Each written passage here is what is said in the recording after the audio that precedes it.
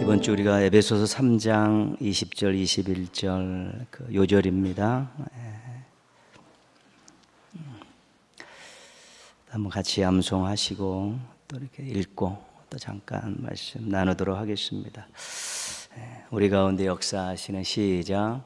우리 가운데 역사하시는 능력대로 우리가 구하거나 생각하는 모든 것에 더 넘치도록 능히 하실 이에게 교회 안에서와 그리스도 예수 안에서 영광이 대대로 영원 무궁하기를 원하노라.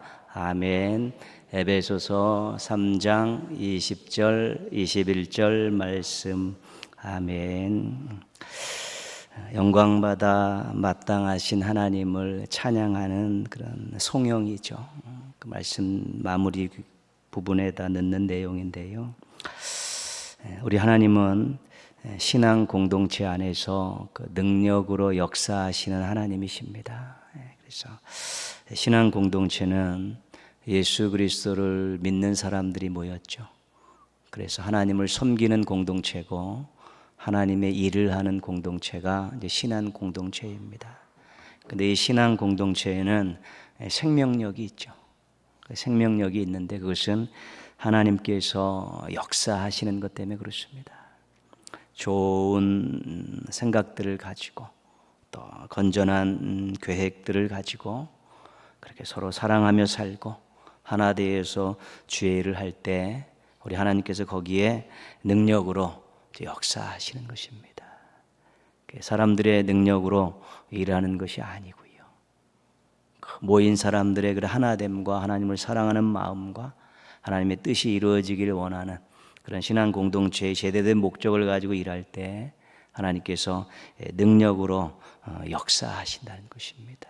교회 안에서 우리가 서로 주의 일을 하면서 하나님께서 역사하시는 그 사랑 또 능력 함께 일하면서 정말 우리가 하나고 가족이고 또 하나님의 일꾼이라는 것을 확인하는 그런 아름다운 그 사랑의 그런 경험과 또 잘 되어질 거 아닌 것 같은데 또 우리의 부족함이 있음에도 불구하고 하나님께서 놀랍도록 역사하시는 그런 능력들을 경험하는 것이지요.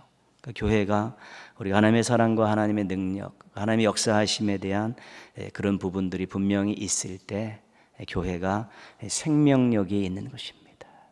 인간들이 자신의 능력 갖고 한다고 막 소리치고 막 또 자기를 주장을 하게 되면 일은 잘 되는 것 같지만 실은 그 공동체는 생명력이 없습니다. 왜냐하면 인간의 힘으로 끌고 가는 공동체는 얼마 가지 못하기 때문에 그렇습니다. 부족함을 인정하고 서로의 재능들과 은사들을 묶어서 함께 하나님의 일을 즐겁게 할 때 사랑으로 역사하시고 능력으로 역사하시는 그 하나님 때문에 교회가 생명력 있는 모습으로 그렇게 돌아가는 것이지요. 이게 진정한 교회의 모습입니다. 그래서 우리가 여러 가지 많은 은사가 있고 능력이 있어도 하나님의 일을 할 때는 다 그것을 함께 모아서 함께 사랑함으로 함께 협력함으로 그렇게 해나갈 때 우리 가운데 역사하시는 하나님의 사랑과 능력을 경험할 수 있고 그런 경험들이 축적되어서 교회가 생명력 있는 교회로 또 쓰임받는 교회로 나아갈 수 있게 되는 것입니다. 근데 우리 하나님이 능력으로 역사하시는 것뿐만 아니라 우리가 기도하는 것, 또 생각하는 것 더 넘치도록 채워주시는 하나님이시다. 그렇게 말씀하고 있습니다. 기도 이만큼 했는데 또 그 이외의 것들로 채워주시고 어떤 거는 생각만 했는데 그 생각에 넘어서의 그런 넘치도록 채워주시는 그 하나님의 은혜 또 이렇게 채워주심을 기뻐하시는 그 하나님의 사랑을 경험할 수 있는 것이죠. 시편 23편 1절 여호와는 나의 목자시니 내가 부족함이 없으리로다. 요한복음 10장 10절 내가 온 것은 양으로 생명을 얻게 하고 더 풍성히 얻게 하려는 것이다. 하나님께서는 이렇게 막 채워주시고 막 이렇게 풍성하게 해주시는 그런 마음을 가지고 우리를 대하시는 것이죠. 그런데 정말로 선한 계획들을 가지고 함께 하나님의 뜻을 이루고자 모인 그 공동체에는 그것보다도 훨씬 더 놀랍게 채워주시는 하나님의 역사가 있다는 것입니다. 우리가 요만큼 기도했는데, 또 우리가 요만큼 생각만 했는데 그것보다도 더 넘치도록 채워주시는 하나님의 은혜가 있다는 것이지요. 또 그런 것들을 경험하면서 우리가 감격하고 또 감사하는 것입니다. 왜 찬양받아 마땅하신 하나님이십니까? 우리 신앙의 공동체 안에 사랑으로 능력으로 역사하시고, 우리가 또 생각하고 기도하는 것보다 더 충만한 것들로 더 많이 채워주심을 통해서 우리를 하여금 행복하게 하고 사랑의 교제를 하게 하고 주의 뜻을 잘 감당할 수 있도록 이끌어 주시기 때문에 찬양할 수밖에 없는 것이고, 찬양받아 마땅한 하나님이라는 것이죠. 경험이 없으면 찬양할 수 없습니다. 은혜를 받은 경험이 없으면 찬양할 수 없습니다. 노래는 할 수 있죠. 하나님 역사하십니다.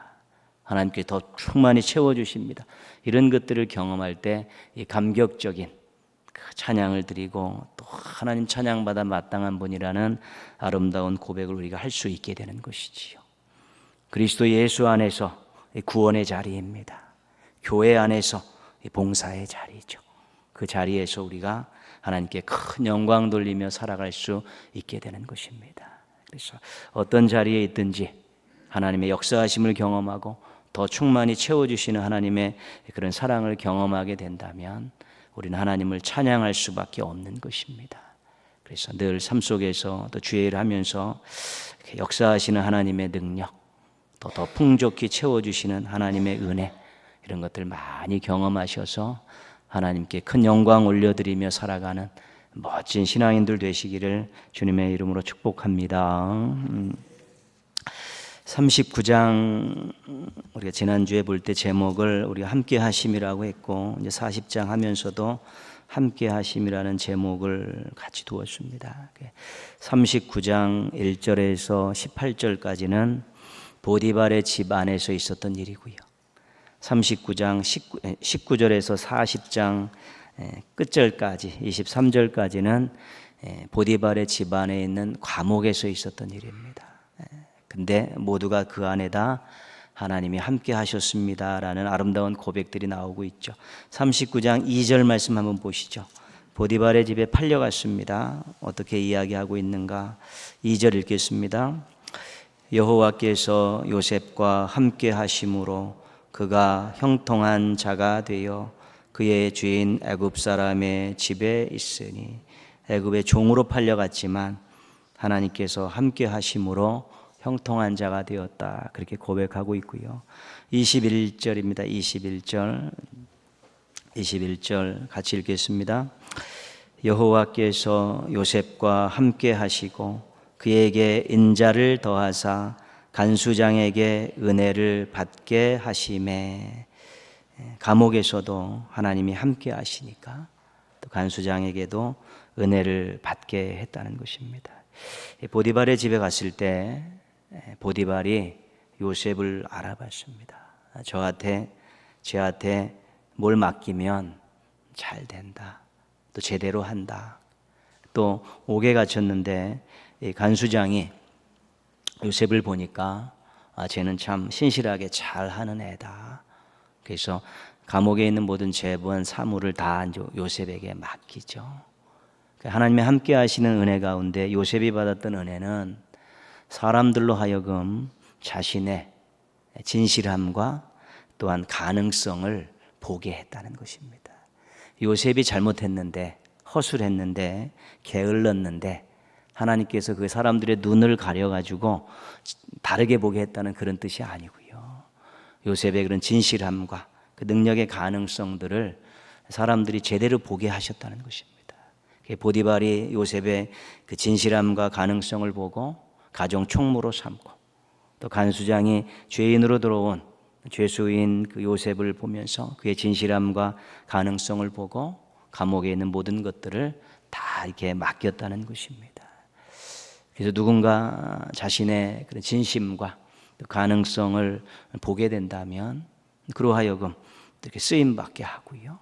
또한 억울함도 해결할 수 있는 길도 열리고, 또 나름대로 어려운 처지에서도 미래에 대한 소망을 가질 수 있게 되는 것입니다. 근데 세상 살다 보면 자신을 몰라보는 일들이 너무 많지요. 진실함도 몰라봐서 억울한 일들도 있고요. 자신의 가능성도 몰라보고 무시당하는 일들도 있는 것입니다. 그런데 누군가 자신의 진실함과 가능성을 알아준다면 또 다시 한번 또 좋은 삶을 살아갈 수 있는 기회가 있는데, 요셉에게는 하나님이 함께 하심을 통해서 주변 사람들로 하여금 요셉의 진면목을 발견하고 그의 진실함과 가능성을 발견해서 그에게 기회를 주게 하셨다는 것입니다. 그게 하나님이 함께 하시면서 요셉의 이방 땅에서 요셉에게 베푸셨던 큰 은혜지요. 그것만큼 귀한 것이 없습니까? 종살이하고 죄수이지만 그 나름대로의 진실함과 가능성을 인정받고 그 종살이하는 가운데에서 요셉이 인정받고 대우받게 하시고, 또 죄수의 몸으로 또 수인 생활하는 가운데서도 또 가능성을 인정받고 거기서 자유를 누리고 또한 그렇게 여러 가지 일들을 할 수 있게 되었다는 것이 하나님의 함께 하심에 대한 큰 은혜일 수 있다는 것입니다. 그래서 어떤 자리에서든지 어떤 형편에서든지 우리 하나님이 함께 하시면 다시 새로운 기회를 얻을 수 있다는 것이지요. 하나님께서 사람들을 통해서 그 마음을 알게 하시고 능력을 보게 하시면 거기에 맞는 또 새로운 길을 열어주실 수 있는 것입니다. 이상하게 삶이 어려워지고 또한 형편이 어려워지면 많은 사람들이 하나님으로부터 멀어지려고 합니다. 예배 자리 등한히 하고 기도 생활을 하지 않고 그런 일들로 점점 멀어져 가지. 만약에 어렵고 힘들다면 우리 하나님께 더 가까이 가고 매달려 가야 되는데, 꼭 어려운 일도 생기고 문제가 생기면 예배를 빠지기 시작하고 기도줄을 놓기 시작하면서 점점 하나님께 뒤처져 가고 멀어져 가는 그런 현상들이 신앙인들 사이에 꽤 많습니다. 막 와서 새벽에 나와서 부르짖고 평일에 나와서 부르짖는 사람을 보면서 목회자가 무슨 일이 있구나 이런 생각도 하지만, 교회 계속 안 나오고 기도 생활 아니고 막 피해 다니고 그러면 저 집에도 무슨 일이 있구나 같은 것입니다. 근데 어느 것이 문제를 빨리 해결할 수 있냐는 것입니다. 하나님 앞에 나가서 붙들고 기도하는 것이 문제를 빨리 해결하지. 하나님이 함께 하셔야만이 문제가 해결되는 것이죠. 어떤 방향으로든 하나님이 함께 하실 때 역사가 일어나는데, 하나님 함께 하시기 원하는데 본인은 계속 하나님 또 멀어져 가지. 불평하고 원망하고 탓하고 도피하고 이래서는 문제가 해결되는 일이 없는 것입니다. 어떻게든지 하나님 앞에 무릎 꿇고 하나님의 품에 안기려고 하고 하나님의 바짓가랑이를 붙잡고 눈물바람을 해야지만 하나님 함께 하심의 역사가 시작이 되는데, 어렵고 힘들 때 불평하고 원망하고 탓하고 도피하면 그 문제는 해결되지 않습니다. 얼마나 오랜 시간 뺑뺑이를 돌아야 되는지 모르는 것이지. 하나님의 능력이 있고 자신의 마음을 헤아려 주시고 자신의 미래에 대한 소망을 갖고 계시다는 것이 우리의 신앙이라면, 어려우면 어려울수록 힘들면 힘들수록 상황이 악화되면 악화될수록 하나님 앞에 나와서 부르짖고 하나님의 함께 하심의 은혜를 구하는 것이 그게 신앙의 정상적이고 건강한 모습이 되는 것입니다. 함께 하심이 복인데요, 함께 하심이 능력이고 함께 하심이 소망인데 어떻게 해서든지 하나님께 가까이 나올 수 있고 하나님 근처에 있고 하나님의 또 은혜 울타리 안에 머무는 것이 하나님의 함께 하심의 복을 누릴 수 있는 것이기 때문이에요. 어떤 방식으로도 하나님이 함께 하시면 그 문제를 해결할 수 있는 기가 막힌 방법들이 동원되기 때문에 우리가 그것을 기다리는 것 아니겠습니까? 요셉이 종이었고 노예였는데, 이방 땅에 팔려온 노예였는데, 또 죄수였는데, 죄인이었는데, 죽어 마땅할 죽을 날을 기다리는 죄인이었는데 불구하고 하나님이 함께 하시니까 거기서 인정받고 또 새로운 미래를 향한 가능성들을 하나님께서 열어주셨다는 것입니다. 그게 신앙인들이 맛볼 수 있는 얼마나 귀한 맛인지 모릅니다. 여호와의 선하심을 맛보라고 말씀하고 있는데 그게 여호와의 선하심입니다. 그래서 요셉이 어떤 자리에서든지 하나님의 함께 하심을 경험했을 때 결코 주저앉지 않고 미래를 향한 새로운 길이 열렸다는 것 꼭 기억하시면서 하나님이 함께 하심의 약속을 믿고 어떻게 해서든지 하나님 앞에 가까이 가려고 몸부림치는 가운데서 하나님의 함께 하심의 복이, 하나님의 함께 하심의 은혜가 여러분의 삶을, 여러분의 가정을, 여러분의 생업을 아름답게 하시기를 소망하며 사시기를 부탁드리겠습니다. 요셉이 이제는 보디발의 집에서 보디발의 집안에 있는 그 감옥으로 이제 들어가게 됐죠. 2절 3절 한번 읽겠습니다. 40장 2절 3절입니다. 바로가 그 두 관원장 곧 술 맡은 관원장과 떡 굽는 관원장에게 노하여 그들을 친위대장의 집안에 있는 옥에 가두니 곧 요셉이 갇힌 곳이라. 요셉이 애굽에 팔려갔습니다. 억울한 일을 당하고 이제는 감옥으로 갔죠. 그게 애굽 왕 바로의 친위대장 보디발의 집입니다. 그런데 얼마 안 있다가 이 고위 두 관리가 이제는 죄를 짓고 바로에게 벌을 받느라고 옥에 왔죠. 그 보디발의 집에 있는 그 옥으로 오게 된 거예요. 감옥으로 오게 된 것입니다. 거기서 지금 요셉이 그 두 관원장을 만나게 되는 것이지. 이것이 우연일까 섭리일까? 이거 늘 우리 인생 가운데 어떤 일이 있을 때 이게 우연일까 섭리일까 생각하게 되는 부분이지요. 요셉은 어떤 사람이었냐면 형통한 사람이었고 하나님 함께 하심으로 형통한 사람이었기에 지금 아름다운 미래를 향해 나아가고 있는데 그 길목에서 하나님께서 왕궁과 연결될 수 있는 바로의 왕과 연결될 수 있는 연결고리를 하나님께서 지금 만들고 계신 것이죠. 감옥에서 만나죠. 이방에서 팔려온 그 소녀가 소년 그 노예가 왕궁에 있는 술 맡은 관원과 떡 맡은 관원을 만날 수 있는 그 확률은 거의 없습니다. 거들떠보지도 않는 존재들이지요. 그런데 인생의 밑바닥에 있는 애굽의 가장 밑바닥에 있는 그 요셉이 애굽의 왕의 바로 왕의 아주 측근에 있는 고관들과 만날 수 있는 이 확률은 전혀 없는데 어디서 만나게 하셨냐면 감옥에서 만나게 하시는 것입니다. 하나님께서 어떤 역사를 이루어 가실 때 인간의 생각을 넘어서는 일들이 굉장히 많은 것입니다. 상상할 수 없는 일들이 일어나게 되는 것이지요. 우리 하나님의 능력을 우리 생각으로 얼마든지 제한할 수 있습니다. 하나님의 능력을 우리의 믿음으로 얼마든지 제한할 수 있습니다. 여기까지다. 여기까지다. 그러면 그 안에서 일을 풀어갈 수밖에 없는 것입니다.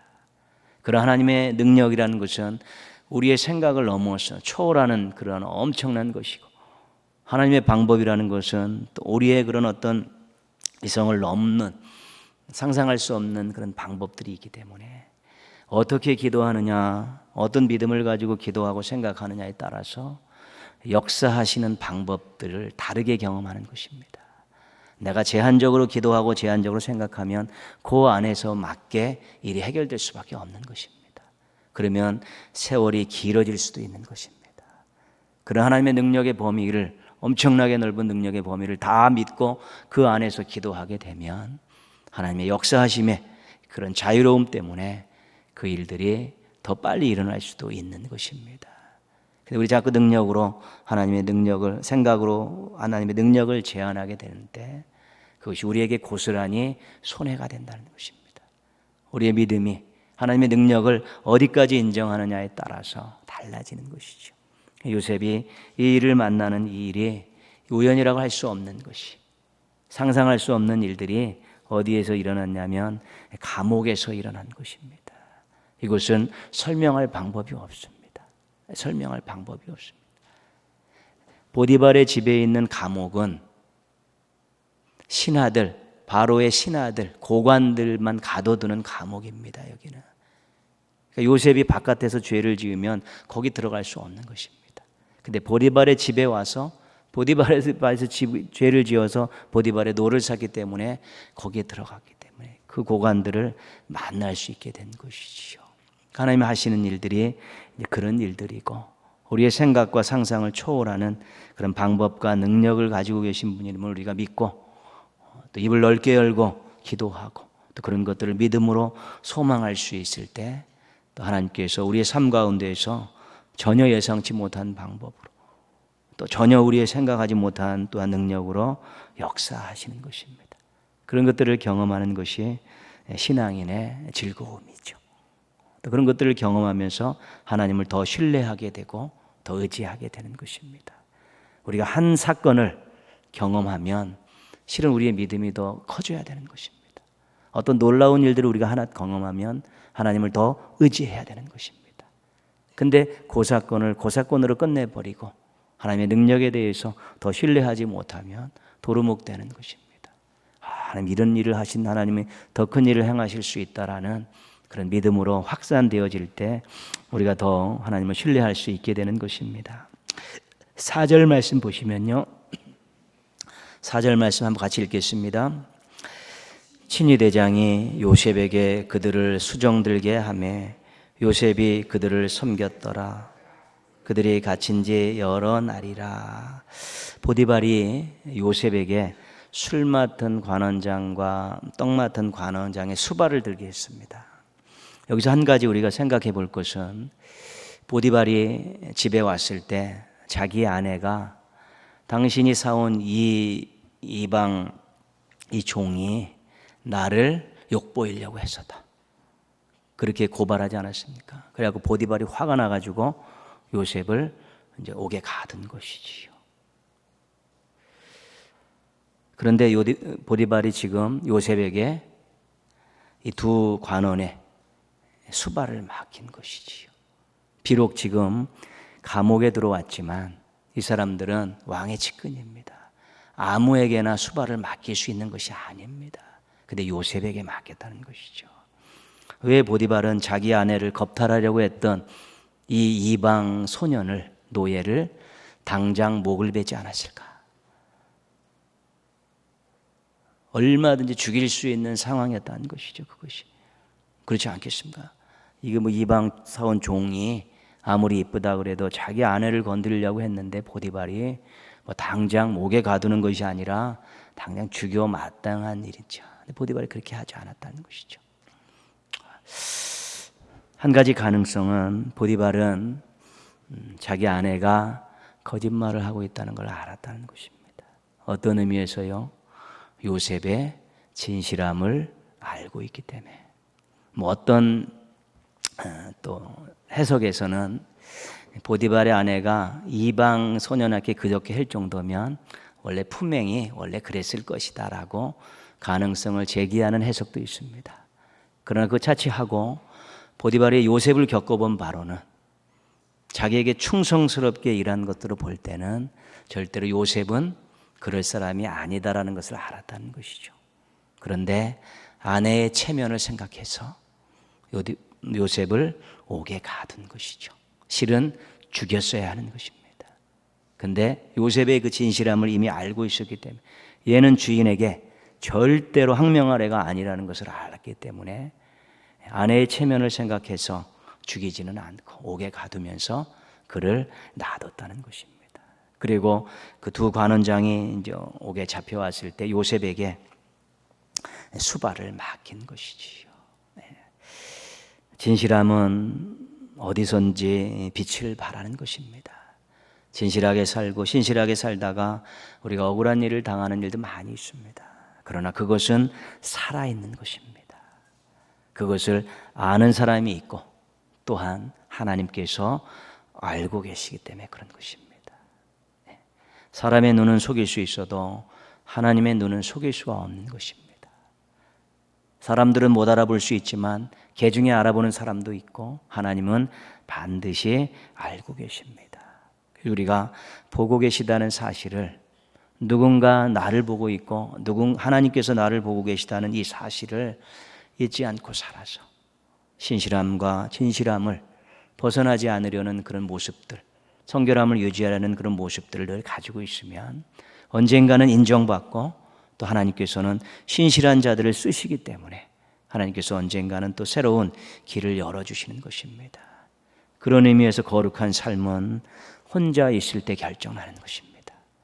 혼자 있을 때 무슨 생각을 하는가? 혼자 있을 때 어떤 행동을 하는가? 남들의 눈이 없을 때 무슨 생각을 하고 무슨 행동을 하는가? 자신을 늘 점검할 수 있어야 되는 것입니다.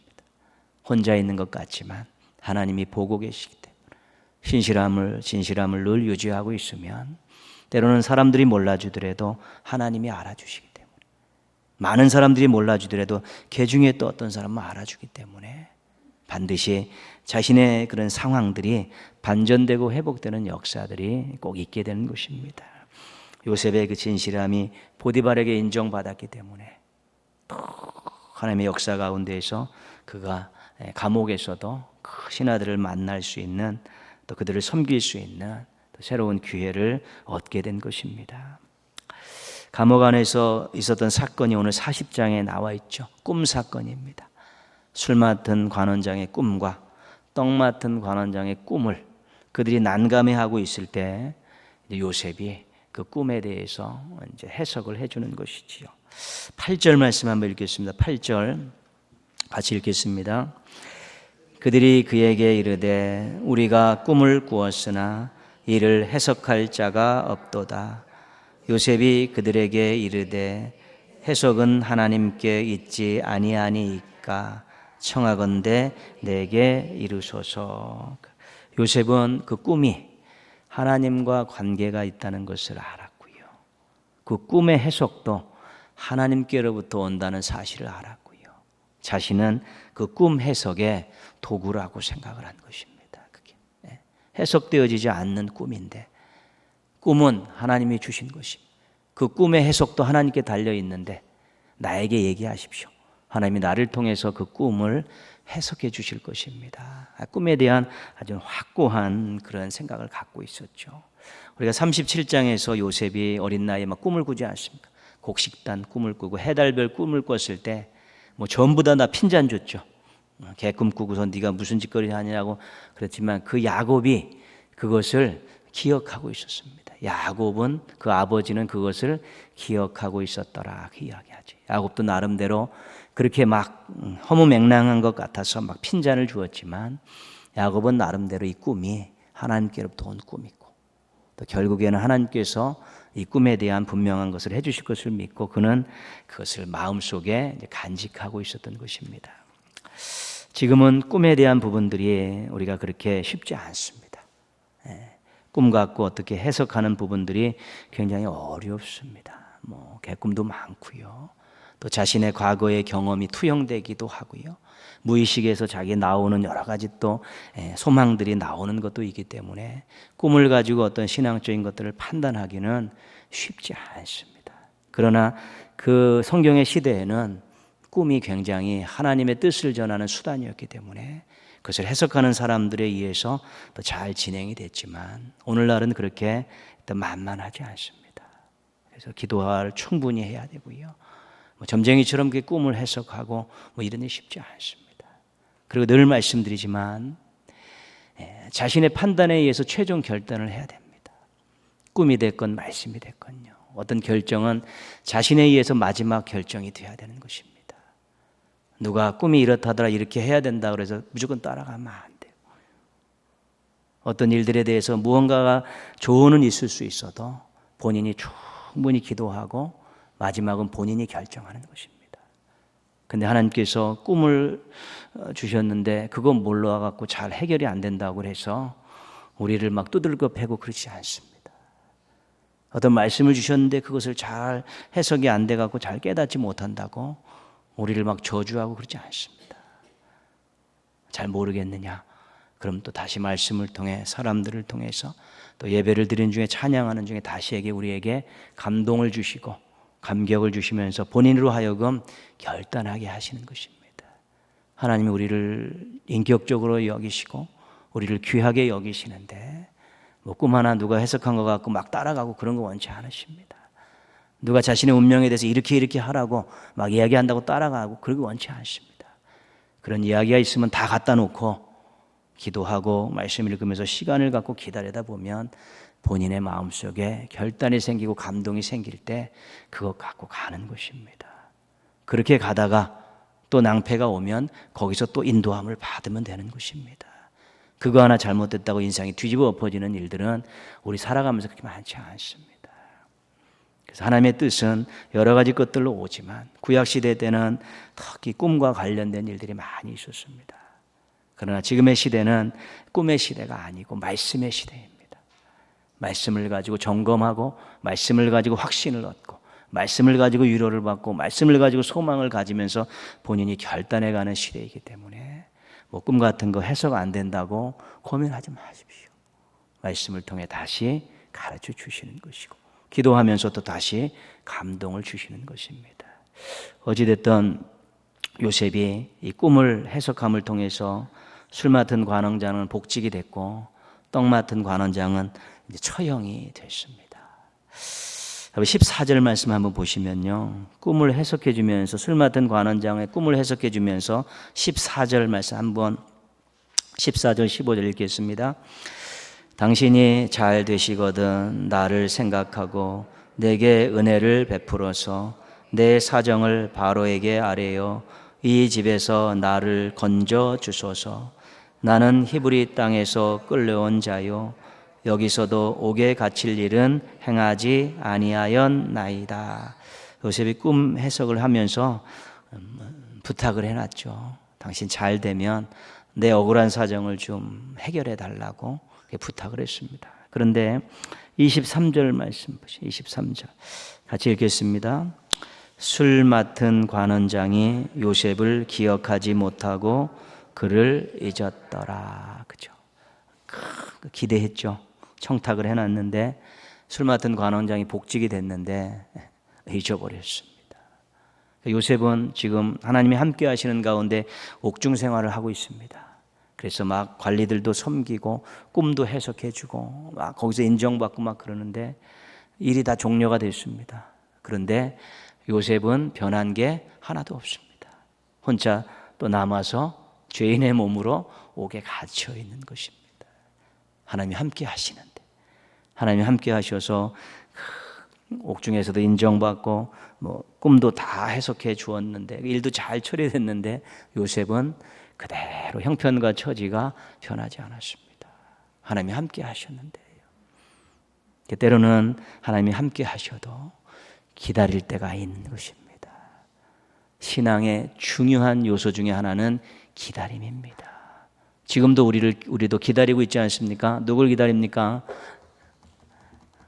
누구 기다려요? 예수님 기다리지 않습니까? 우리의 신앙의 마지막은 기다림이지. 아브라함도 얼마나 오랜 세월 아들을 얻기 위해서 기다렸습니까? 다 기다리면. 그런데 어떻게 기다리느냐가 중요한 거죠. 하나님이 함께 하심을 믿고 믿음으로 기다리느냐, 불평하고 원망하고 탓하며 기다리느냐, 그 차이인 것입니다. 하나님이 함께 하셔서 우리가 때로는 복을 누리기도 하지만 일이 잘 되기도 하지만 때로는 그런 일들이 유예되기도 하는 것입니다. 왜냐하면 아직 하나님의 때가 이르지 않았기 때문에 그렇습니다. 이제 술 맡은 관원장이 잊어버렸지만 우리가 읽다 보면 이제는 기억하고 다시 이제 하나님이 역사하시는 시간이 있는데 그 시간까지 기다림의 시간이 있는데 그 기다림의 시간을 믿음으로 기다리느냐 원망하고 불평하며 기다리느냐 그 차이밖에 없는 것입니다. 하나님 나와 함께 하신다. 지금은 상황이 좋지 않다. 근데 하나님께서 반드시 좋은 상황들을 또 좋은 기회들을 주실 것이다. 함께 하시는 하나님이 무능한 하나님이 아니시기 때문에 그 때가 있기 때문에 그분의 그림이 있기 때문에 내가 믿음으로 기다리는 것이죠. 그렇게 될 때 우리가 정말로 좋은 미래를 환경들을 또 기회들을 잘 선용할 수 있게 되는 것인데 그것을 믿음으로 기다리지 못했던 아브라함은 잔꾀를 부리고 우회로로 가다가 또 다른 아들도 낳고 막 그러지 않았습니까? 조급해지고 하나님 함께 하심에 대한 믿음이 결여되는 순간에는 꾀를 내게 되고 우회하게 되고 불신하게 되고 다른 방법을 강구하게 되는데 또 거기서 파생되어지는 많은 또한 그런 부작용들이 또 자신을 또 얼마 동안 괴롭힐 수밖에 없는 것입니다. 하나님이 함께 하셔도 때로는 아직까지 하나님의 때가 이르지 않고 하나님의 그림이 아직도 그려가는 중이라면 우리가 좋지 않은 환경 중에 얼마든지 머무를 수 있다는 것입니다. 그러나 하나님 함께 하신 하나님께서 결단코 나를 이렇게 내버려 두시지 않을 것이라는 믿음을 가지고 우리가 그 신뢰를 가지고 하나님을 기다리면 또 곧 하나님의 때에 아름다운 미래가 이제 펼쳐지는 것이지요. 그게 신앙입니다. 잘 기다리는 것이 또 믿음이 좋은 것이고요. 어려움 속에서도 하나님의 함께하심을 믿고 기다리는 것이 건강한 믿음, 성숙한 믿음이 될 수 있는 것입니다. 기다리는 것 있습니까? 또 기도해 놓고 응답 기다리고요. 또 좋은 또한 계획 세워놓고 기다리는 것 있습니까? 하나님의 함께하심에 대한 부분을 먼저 확인하십시오. 그리고 그 믿음을 가지고 우리 하나님의 때가 오면, 하나님이 그리는 그림이 잘 그려지는 때가 이르면 반드시 또한 나에게도 좋은 기회가 올 것이라는 믿음을 가지고 설레임으로 기다리시고 또 감사함으로 기다리시면 반드시 함께하신 하나님의 놀라운 역사가 인생의 앞날에 환하게 펼쳐질 것입니다. 그 믿음 가지고 또 그 기다림 잘 하셔서 앞으로 오늘보다 내일이 훨씬 좋아지는 멋진 인생들 살아가시기를 주님의 이름으로 축원합니다.